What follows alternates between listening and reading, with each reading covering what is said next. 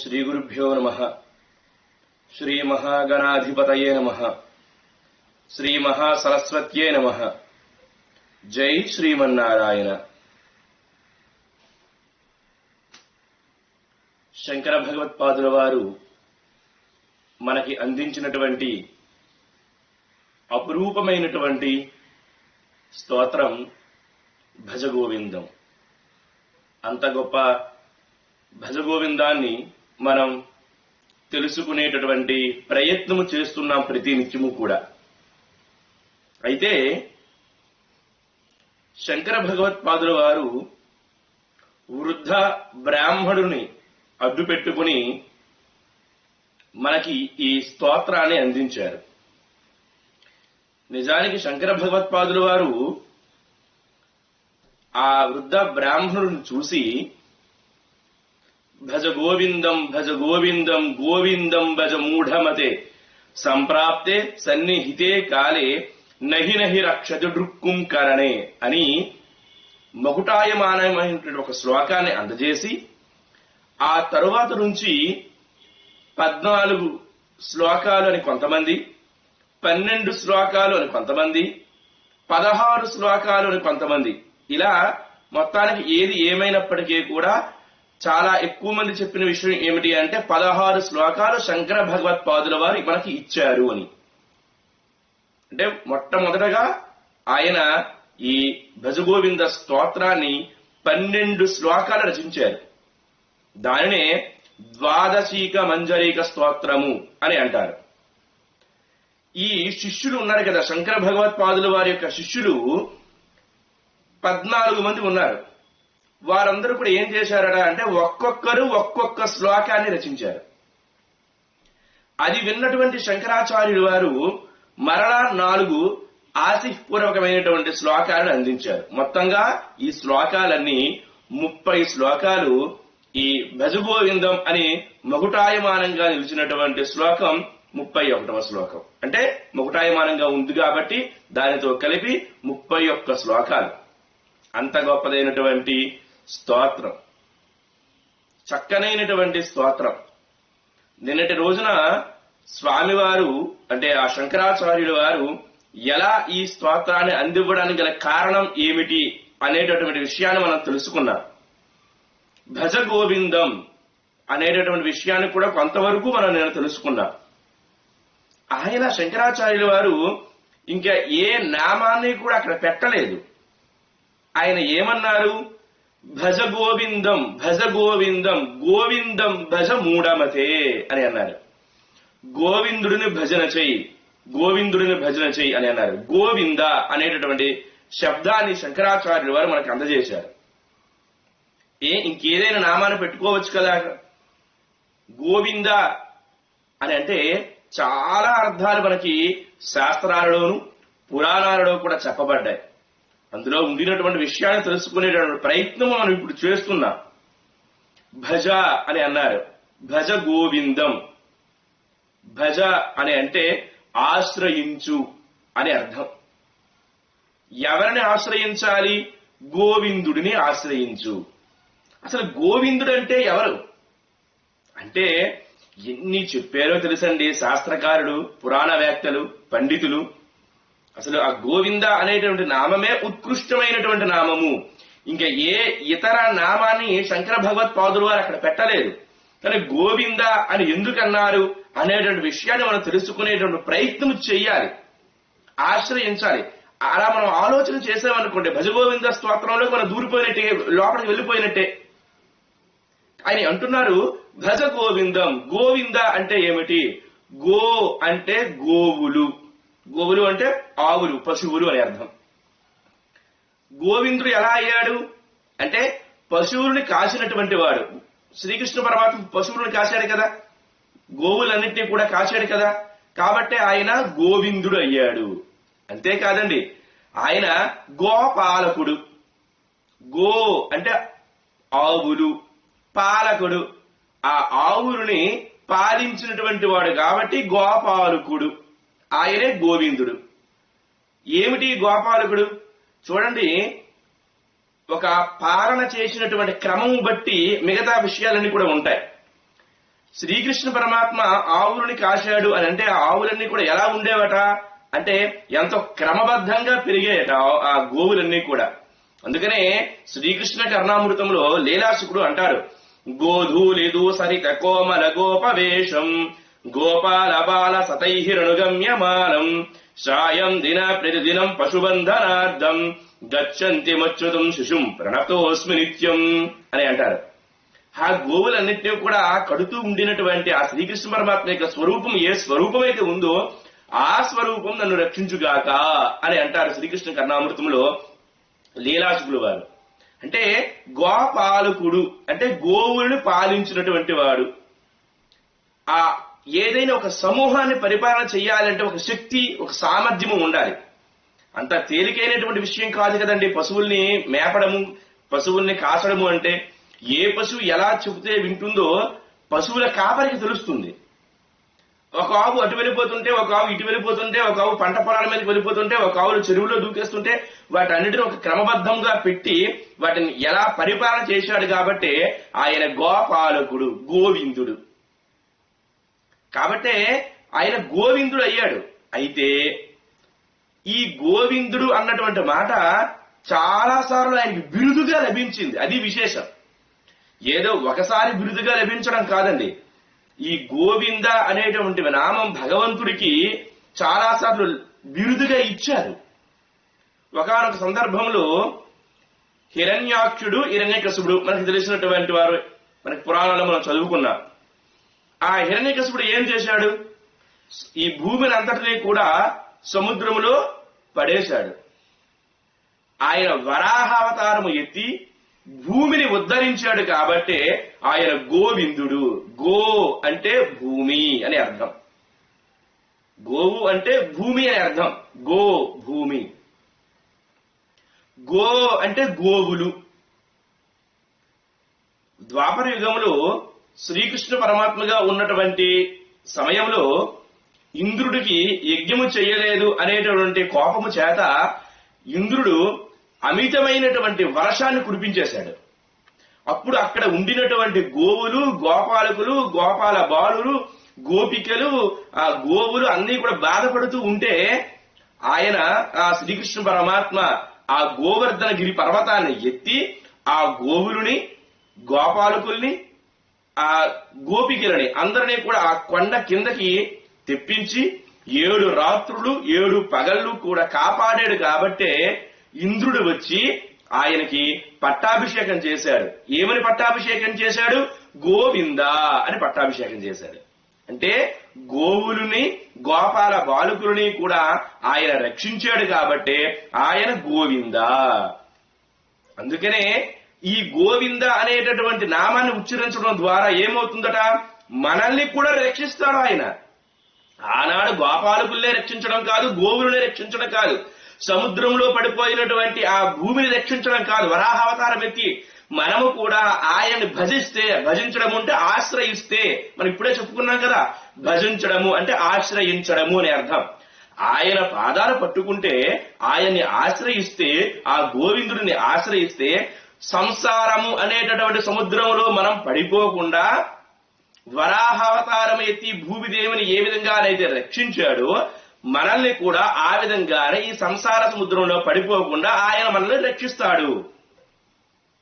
విపరీతమైనటువంటి ఉరుములు మెరుపులతోటి వర్షంతో కూడుకుని ఉన్నటువంటి వర్షాలు పడుతూ ఉంటే ఏ విధంగానైతే కొండని ఛత్రములాగా పట్టి ఆ గోవుల్ని, గోపాలకుల్ని కాపాడాడో ఆయన భజన చేయడము ద్వారా మనకి ఎన్ని కష్టాలు వచ్చినప్పటికీ కూడా ఆయన నీడలో మనకి చేర్చుకుంటాడు.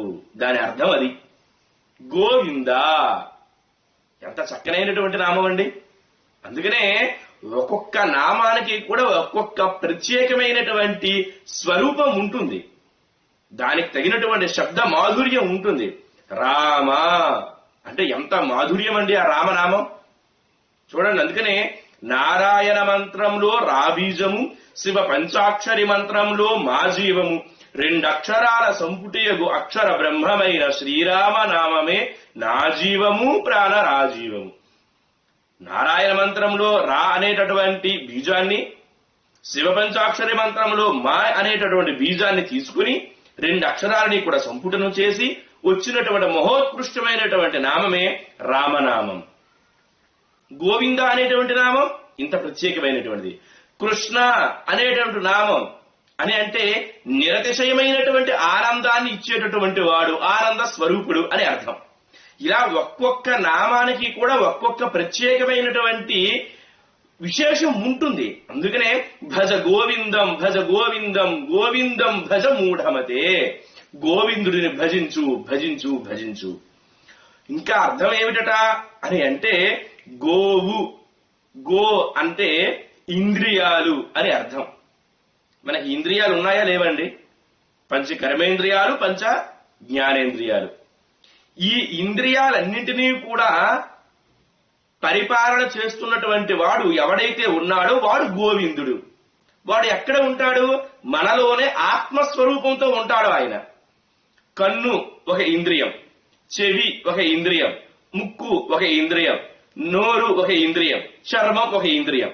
ఇప్పుడు ఈ ఇంద్రియాల ద్వారా మనం ఏం చేస్తున్నాం?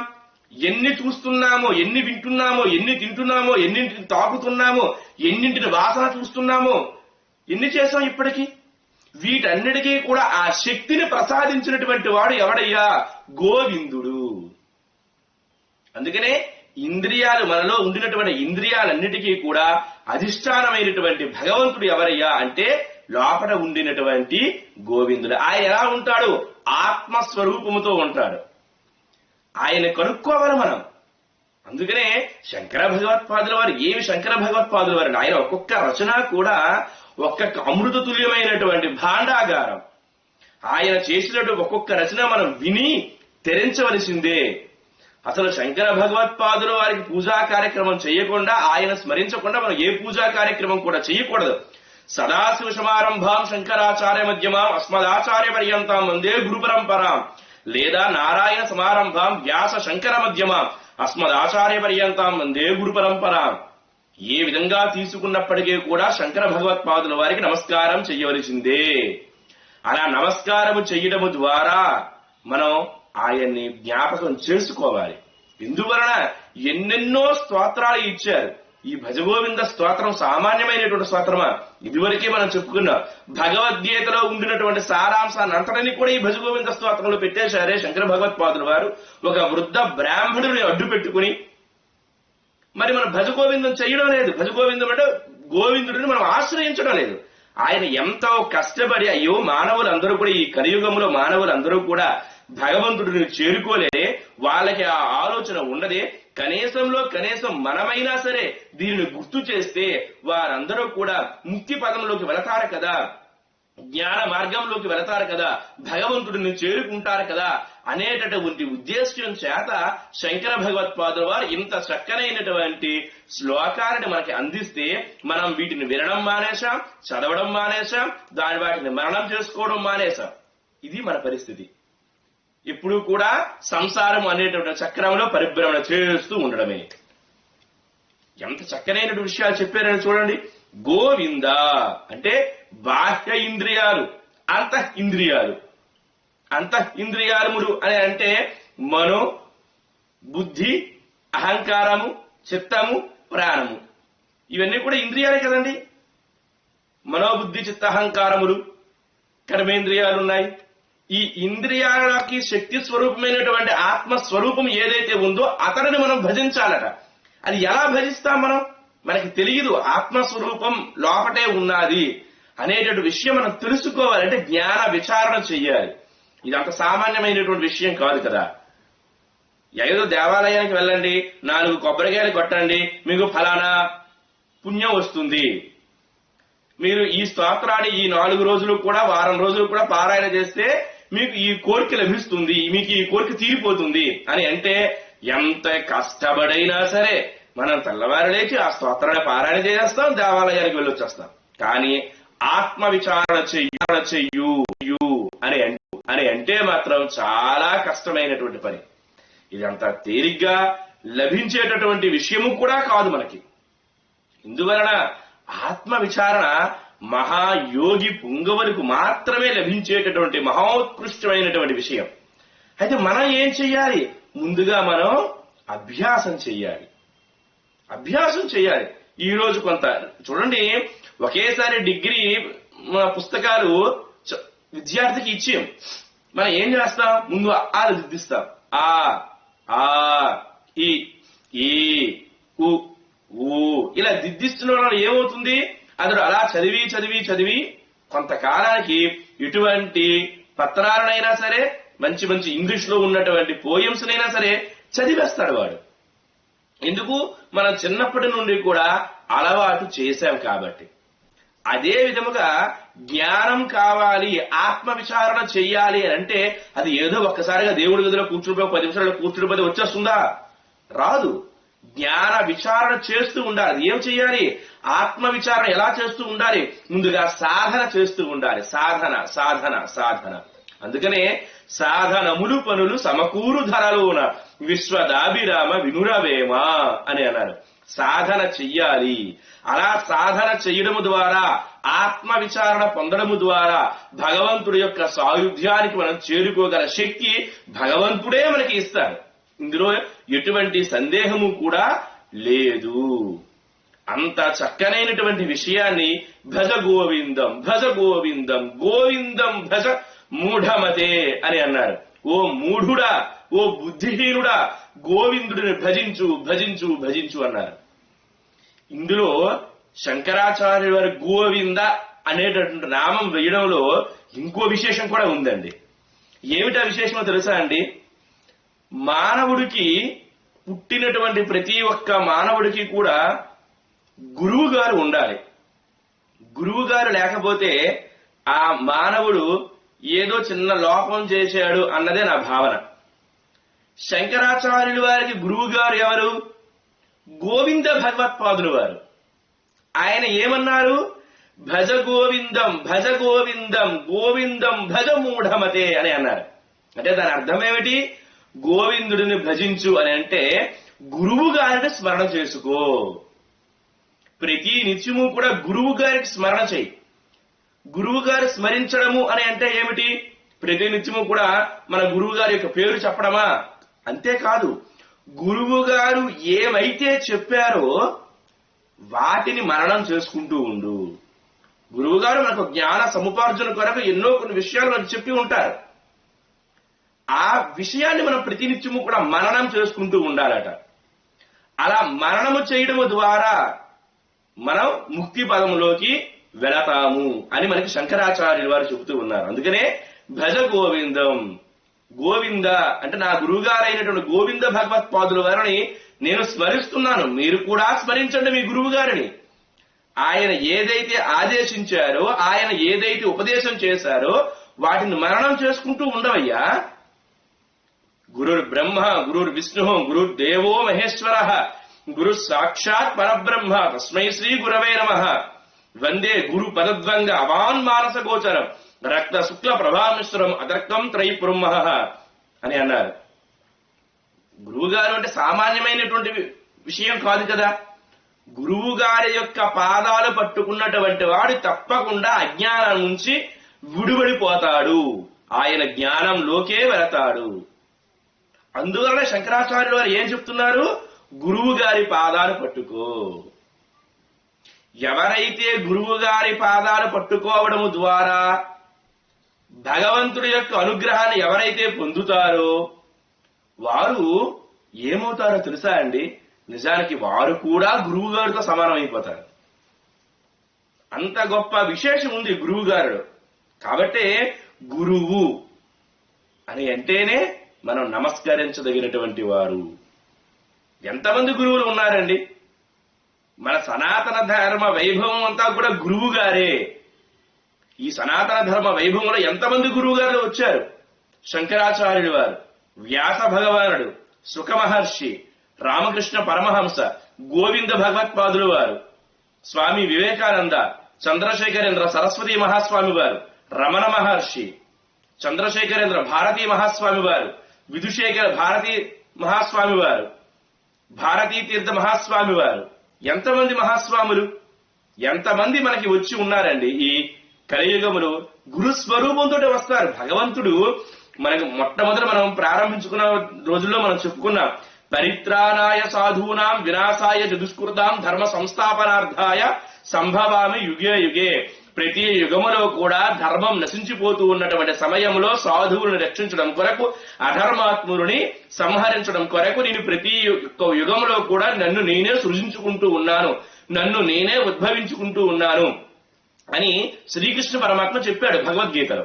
అయితే ఇక్కడ ఈ కలియుగానికి వచ్చేసరికి సమస్య అంతా కూడా ఎలా వచ్చిందట అని అంటే, ఈ కలియుగంలో మన మనస్సులోనే మంచివాడు ఉన్నాడు, చెడ్డవాడు ఉన్నాడు, రాక్షసుడు ఉన్నాడు, దేవతడు ఉన్నాడు. దేవాలయానికి వెళ్ళినటువంటి సమయంలో మన మంచి వాళ్ళం, దేవాలయం నుండి బయటికి వచ్చేసినటువంటి సమయంలో ఇతరులను దూషించవలసినటువంటి సమయంలో మనం రాక్షసులుగా మారిపోతూ ఉన్నాం. అలాంటప్పుడు మనలో ఉన్నటువంటి రాక్షస తత్వాన్ని తొలగించాలి, మనలో ఉన్నటువంటి రాక్షస కృత్యాలని తొలగించాలి అని అంటే కావలసినటువంటి స్వరూపం ఏమిటా అంటే గురుస్వరూపమే. అందుకనే భగవానుడు ఈ కలియుగములో, పరమేశ్వరుడు ఈ కలియుగములో గురు స్వరూపంతోనే వస్తారు. మనకి కంటికి కనిపిస్తున్నటువంటి గురువులు అందరూ కూడా భగవంతుని యొక్క స్వరూపాలే. ఇంకా ఇందులో ఎటువంటి సందేహము కూడా పడవద్దు. అటువంటి గురువు గారికి మనం స్మరణ చెయ్యాలి, భజించాలి. భజించడము అంటే ఆశ్రయించడము అని అర్థం. మనం ఇందాకే మనం చెప్పుకున్నాం. అటువంటి గురువు గారిని ఆశ్రయిస్తే ఏమవుతుంది? సన్నిహితే కాలే. మనకి కాలగమనంలో మనం తిరుగుతూ ఉంటూనే ఉంటాం కదండి. కాలం ఎవ్వరి కోసము కూడా ఆగదు. నా కోసం 10 నిమిషాలు ఆగండి అంటే కాలం ఆగదు. కాలచక్రంలో మనం తిరుగుతూనే ఉంటాం. ఈ కాలచక్రము ఏ కాలచక్రము?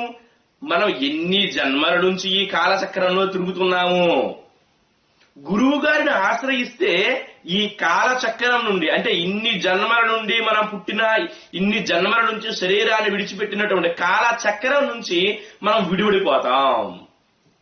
అది గురువు గారిని ఆశ్రయించడం. అందుకనే భజ గోవిందం భజ గోవిందం గోవిందం భజ మూఢమతే అని అన్నారు. అందుకనే పెద్దలు మనకి తేలిగ్గా కొన్ని విషయాలు చెప్తూ ఉంటారని. గోవిందేతి సదా స్నానం, గోవిందేతి సదా జపం, గోవిందేతి స్మరం నిత్యం అని అంటారు. గోవిందుడిని సదా స్మరిస్తూ ఉండు, స్నానం చేసేటప్పుడు కూడా గోవింద అని అంటూ ఉండు, నామస్మరణ చేస్తున్నప్పుడు కూడా గోవింద అని అంటూ ఉండు, గోవిందేతి సదా జపం, ప్రతినిత్యము కూడా జపం చేస్తున్నప్పుడు కూడా గోవింద గోవింద గోవింద అని అంటూ ఉండు. అందుకనే 7 కొండల పైన ఉన్నటువంటి వెంకటేశ్వర స్వామి వారికి మనం ఏమని అంటామండి? ఆయన పేరు వెంకటేశ్వరుడు, శ్రీనివాసుడు. కానీ మనం అక్కడికి వెళ్ళగానే 7 కొండలవాడ వెంకటరమణ గోవింద గోవింద అంట. పొట్టిలి కాసుల వాడ ఆపద్బాంధవ గోవింద గోవింద అంట. ఏమిటి గోవింద గోవింద అంట అంటే ఏమిటి?